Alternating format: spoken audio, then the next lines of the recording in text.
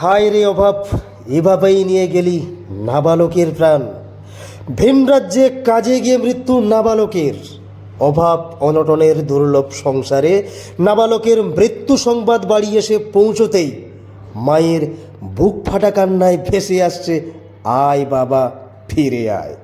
নিস্তব্ধ হাহাকার সহ হৃদয় নিংড়ানো কান্না আত্মীয় স্বজন সহ গোটা দেবনগর এলাকা জুড়ে। অভাবের তাড়নায় গত 3 মাস আগেই বাড়ি থেকে বেরিয়ে কাজের জন্য ব্যাঙ্গালোর পাড়ি দিয়েছিলেন দেবনগর এলাকার এক নাবালক। কঠোর পরিশ্রমের ইনকামের টাকায় চলত ওই হতভাগ্য নাবালকের পরিবার।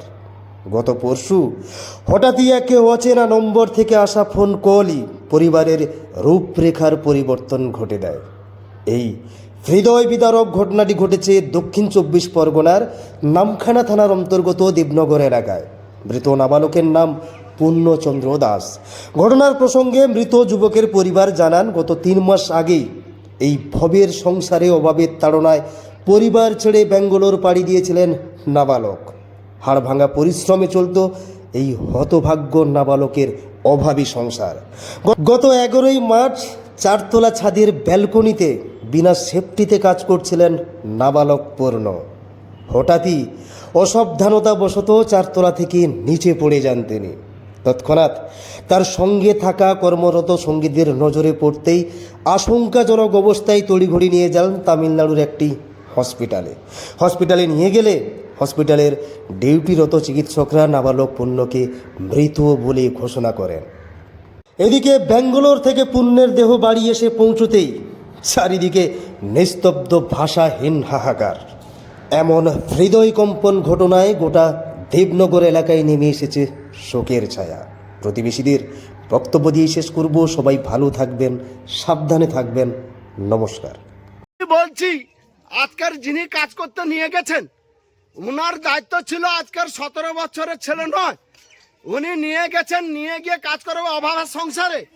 সেই সংসারে কাজ করতে গিয়ে আজকের সবার ক্ষতি করে দিল পাড়ার 1100 ভোটার। সেই ছেলেকে দায়িত্ব নিয়ে গেল আমার পাড়ার পাড়ার ছেলে, আমার পাড়ারই ছেলে। কে নিয়ে গেছিল? নামটা হচ্ছে অতুনু বলে ছেলে একজন নিয়ে গেছে আমার পাড়া থেকে। কোথায় নিয়ে গেছিল? উনি নিয়ে গেছেন ব্যাঙ্গালোর নাকি, হ্যাঁ ব্যাঙ্গালোর নিয়ে গেছেন। কি কাজে নিয়ে গেছিল? ওই নিয়ে গেছে যে সিটের কাজ। এবারে যেহেতু নতুন ছেলে গেছেন, উনার দায়িত্ব ছিল, নতুন ছেলে 6 বিল্ডিং মানে 5 তলার উপরে কাজ করাচ্ছেন। উনার দায়িত্ব ছিল যে সেফটি বেল্ট লাগানোর প্রয়োজন, সেফটি বেল্ট না লাগিয়ে উনি 5 সিট মেলিয়ে চলে এসছেন, 2টো করে নাট না গিয়ে। সেই নাটে এবারে ওকে বলেছে, আবার দুপুরে তাকে বললো যে এইরকম ভাবে কাজ করতে হবে।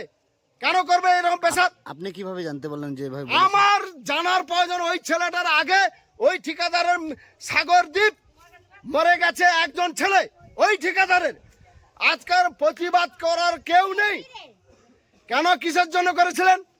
তাহলে ওই ছেলেকে নিয়ে গিয়ে সুস্থভাবে আপনার দেখলেন যে ঠিকাদার যে ওই সেফটি বেল্ট লাগানি, আপনি নেমে ডাইরেক্ট জিজ্ঞেস করে দেখলেন, নাম এখান থেকে কাজ থেকে নামিয়ে সেফটি বেল্ট পরে কাজে উঠুন। আমি গ্রামবাসীর কাছে চাইছি যে এই ছেলের প্রতিবাদ করার দরকার ছিল।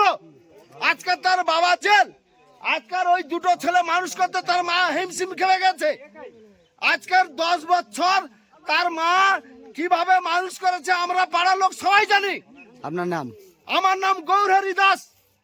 আমাদের এখানে তো কোনো কাজই নেই, পশ্চিমবাংলায় তো কাজই কম।